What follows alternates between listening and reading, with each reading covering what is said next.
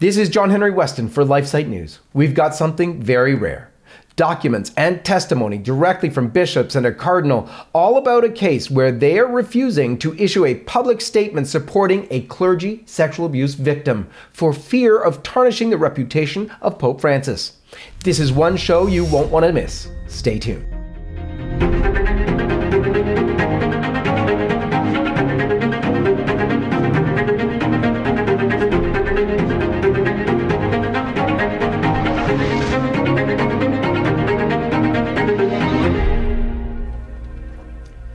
Let's begin as we always do with the sign of the cross. In the name of the Father, and of the Son, and of the Holy Ghost. Amen. Sexual abuse of minors by clerics in the Catholic Church has been the cause of untold scandal and has resulted in much animosity toward the Church. However, the cover-up of such scandals, and especially the mistreatment of victims, is something that in many cases has upset the public even more.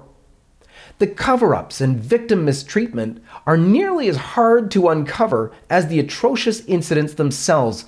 For the most part, if there are paper trails, they are buried deeply in confidential documents.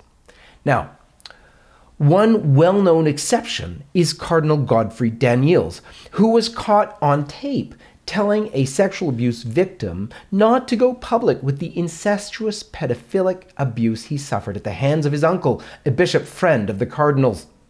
Recently, however, a hearing of the UK government-established independent inquiry into child sexual abuse has elicited testimony from two bishops replete with incriminating evidence on Cardinal Vincent Nichols, the Archbishop of Westminster and the President of the Catholic Bishops' Conference of England and Wales.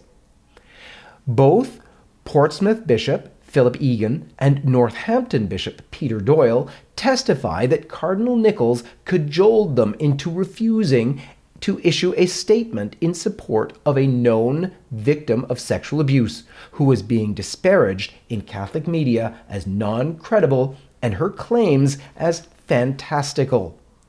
Cardinal Nichols, the bishops testify, warned that any public statement issued by the bishops in support of the abuse victim would be used to bolster attacks on Pope Francis. The victim, a female given the code name A710 during the inquiry so as to conceal her identity, is a known clergy abuse victim.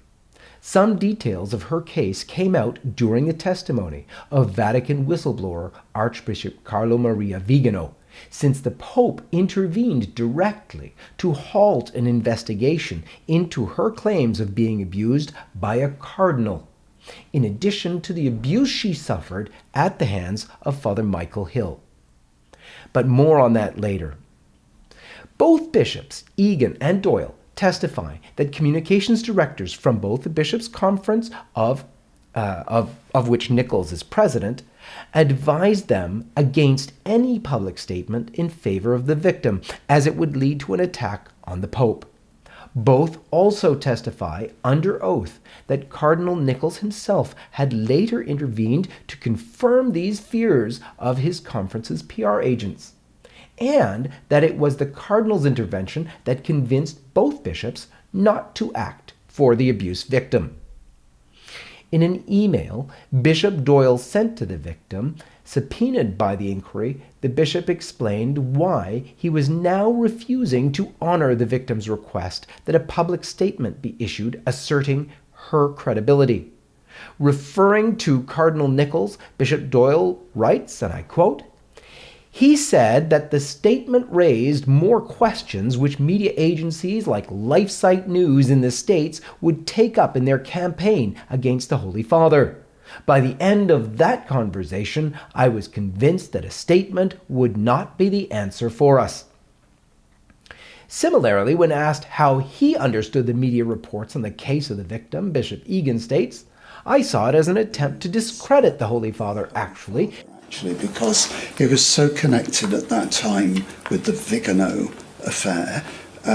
It was, in a sense, accusing the Holy Father of manipulating appointments and covering up matters. I didn't see it as something directed directly at the victim. I mean, I wouldn't know who would want to do that, to be honest. But in another exchange, he says directly that he did in fact speak to Cardinal Nichols about this situation, and the first thing that Cardinal Nichols mentioned was the Vigano affair. Have a look. Remind us, when you spoke to, I think you told us you spoke to Cardinal Nichols in Valladolid, did you actually speak to him? I did, yeah. And what concerns did he voice? He immediately connected it to the Vigano affair. Right. However, when Cardinal Nichols himself comes to the stand, he vehemently rejects the assertion that his primary concern was trying to protect the reputation of the Pope, and suggests rather that his overriding concern was for the victim. The adjudicator of the panel challenges the Cardinal's assertions in this regard in a rather fascinating exchange. Have a look. Do you accept that when Bishop Doyle is writing to A710 and saying that the focus of the conversation, not only with the Bishop's Conference Director of Information and News, was targeted at and directed towards a campaign against the Pope, and reiterated by you and confirmed by you in a conversation with him subsequently, that he's accurate? That he's being accurate? My conversation with him, as I remember, covered substantially the well-being of A710. I said earlier, in answer to your question, that was not my sole concern, it was my substantial concern. And the conversation I had with Bishop Doyle was substantially about A710. It did not exclude the evident and obvious fact that further publicity would be used to attack Pope Francis. That certainly was part of our conversation. Which parts of that conversation Bishop Doyle chooses to report to A710 is for him and not for me. Well, let's have a look at what he says. The Cardinal asked what else he could do. He knows that neither you nor Angela think much of him, but he wondered whether you'd be willing to meet with Baroness O'Lone, the chair of the Catholic Council, and with him, but with the Baroness taking the lead in conversations with you. And then this: I hope that I have represented accurately the sequence of events last week as background. And he attached a copy of the proposed statement for A710 to see. Now, what's missing in this email from a man who had known 710 for a very long time and had offered her pastoral support for many years and had continued to do so, is the very thing that perhaps she would want to know, is that the Cardinal Nichols, was actually more concerned, or substantively concerned, about her welfare rather than a campaign against the Pope. But that's the one thing that Bishop Doyle, who would have understood everything that 710 had wanted to hear, that is omitted in this email. Don't you find that odd? I can't answer for Bishop Doyle. But don't you find that odd? I don't know how he relates to her. If you had said all of this that you say to us, Cardinal, during the course of this conversation, don't you find it odd? It's Bishop Doyle's choice. I report our conversation accurately. Because on the face of this email, the concern was not substantively or otherwise about 710, not only in a conversation between you and Bishop Doyle, but also in a conversation with the Bishop's Conference Director of Information and News. Consistently throughout this, my substantial concern has been for A710. Yeah, I haven't finished my question. I beg your pardon. It was all about the campaign against the Pope. Substantially throughout this, my substantial concern has been about A710. If I may add, Pope Francis is quite capable of looking after himself. The Cardinal's own testimony is not only contradicted by the other two bishops who took the stand, but also by a woman who worked in the Portsmouth Diocese as an advocate for abuse victims, a position called a safeguarding commissioner. Angela McGrory, in her testimony to the inquiry, was incensed at the mistreatment of the abuse victim, stating clearly that it was in the best interest of the victim to go forward with a statement. She wanted this statement, McGrory tells the inquiry of the victim. McGrory wrote to the victim saying, quote, "You are suffering so much," and, quote, "You are physically declining because of a lack of positive action," on the part of the church, end quote. Mrs. McGrory said that she could not understand the bishop's decision to refuse to issue a statement in support of the victim due to a possible threat to Pope Francis's reputation. I can't understand the advice that was given. I don't see that should have prevented the church from standing up for a victim. Yeah. Because aren't we reading here that Cardinal Nichols and his director of information and news, Alexander Desforges, weren't they putting the reputation of the church before all else? That's what I read as well, and that was why I was very surprised it was passed to Westminster when it had been passed to Portsmouth. I wasn't copied into it being passed to Portsmouth, No. so I don't know who shared it with Westminster, but I thought that would have been a likely outcome as soon as Westminster. McGrory notes that the victim pleaded for a statement from the bishops detailing her credibility. And now we come to the most damning evidence against Cardinal Nichols and the non-action of the bishops in question. And that is the words of the clergy sexual abuse victim herself. The inquiry reproduces a letter from the victim, dated May of this year, with her name redacted, of course, and the victim strongly criticized the suggestion that a public statement by the bishops apologizing to her and supporting her credibility might further harm her. She says, and I quote, "The Church has allowed public leaks of a very confidential document written at its request and entrusted to its care, then left me for 7 months to manage the outfall. And now its publicity department is saying that to put that right publicly will cause me more harm than the Church's own neglect, abuse, and the already published derogatory comments in the Catholic press in several parts of the world? That feels like an insult." End quote. But what is likely the most damning part of this whole affair is that the victim was begging for this public statement from her bishop in order to assist her to come back into a right relationship with the Church. Without a statement attesting to her credibility, she says, she could not finish her therapy and adds, and I quote, "I will not have any chance of reconnecting with the Church or faith." End quote. The victim's letter says with regard to Cardinal Nichols, and I quote, "Anyone who knows what I have been put through by Vincent Nichols would not be giving him yet another chance to delay my therapeutic journey and disrupt my life, while denying me the one thing I need to move on." End quote. That's just unbelievable. But there's more to this story. What indeed are Cardinal Nichols and the two bishops trying to conceal about Pope Francis? What is it that has them so concerned about an attack on Pope Francis that they'd be willing to refuse to assist a clergy sexual abuse victim? Well, it's this. Remember the leaked reports that early in Pope Francis's reign he personally halted a Vatican investigation into sexual abuse perpetrated by a cardinal? That cardinal was none other than Cormac Murphy O'Connor, who, by all accounts, was very instrumental in electing Pope Francis. He is the same cardinal who victim A710 alleges abused her.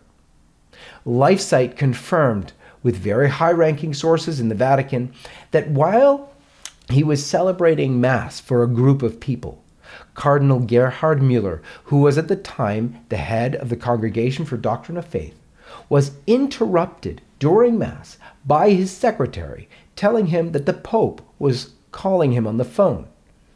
When the Cardinal asked his secretary if he had informed Pope Francis that he was in the middle of celebrating Mass, the secretary said that he had told the Pope that, but the Pope insisted on speaking with the Cardinal immediately nonetheless. So, in the sacristy on the phone, Cardinal Müller was told by the Pope to stop the investigation into Cardinal Cormac Murphy O'Connor. Pope Francis's blocking of that investigation is not only hearsay. I confirmed it with Cardinal Müller himself. It was in October of 2018 when I met up with Cardinal Mueller at a Napa conference in Washington, D.C. When I asked about that incident at the altar, the Cardinal told me he was, quote, bound by pontifical secret. But he added this, quote, that the Pope's approval is required for investigations of a cardinal. I informed him that some of the news reports were suggesting that he had indeed completed the investigation, rather than that the investigation was interrupted and prevented from continuing. I asked the Cardinal if he would at least go on the record to indicate that the investigation was stopped rather than completed, and he agreed and said yes.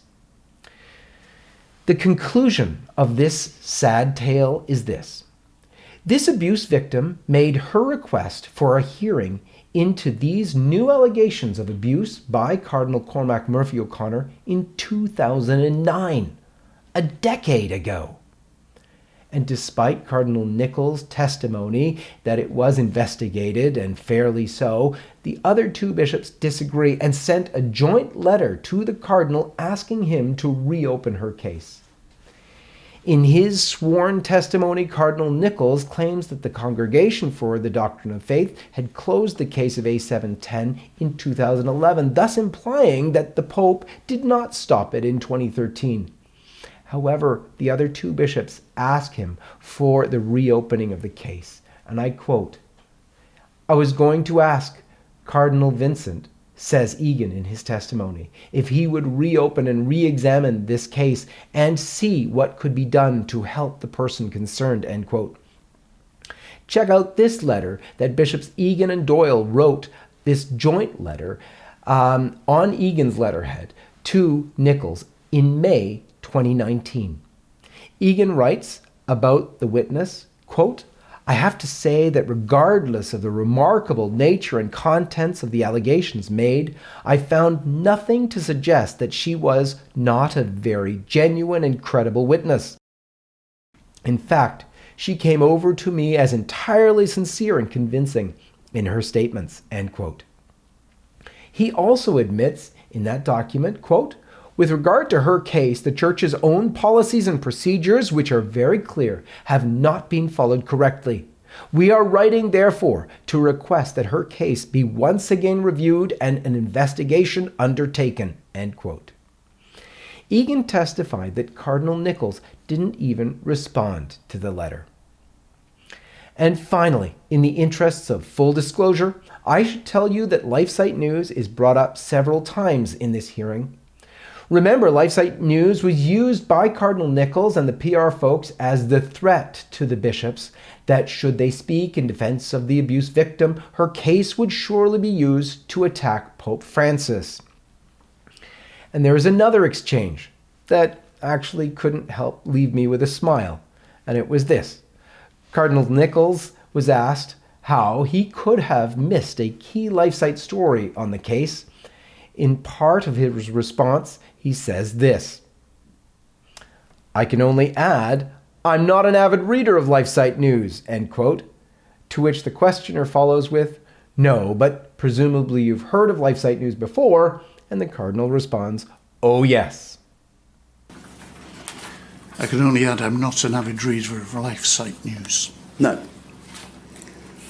But presumably you've heard of Lifesite News before. Oh yes. You see, my friends, this business of reporting the news, of investigating and digging into these cases is arduous work that goes on weekends and late into the night after very long days.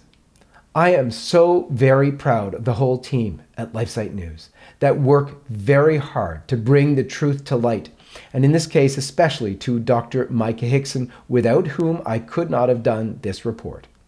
The journalists, videographers, editors, marketers, development, the youth work and management, and all at Lifesite do what they can. Yes, they do it for unborn babies. Yes, for victims of sexual abuse. Yes, to support families, but first and foremost for Christ and to bring souls to Christ through his truth. For Lifesite News, this is John Henry Weston, and may God bless you.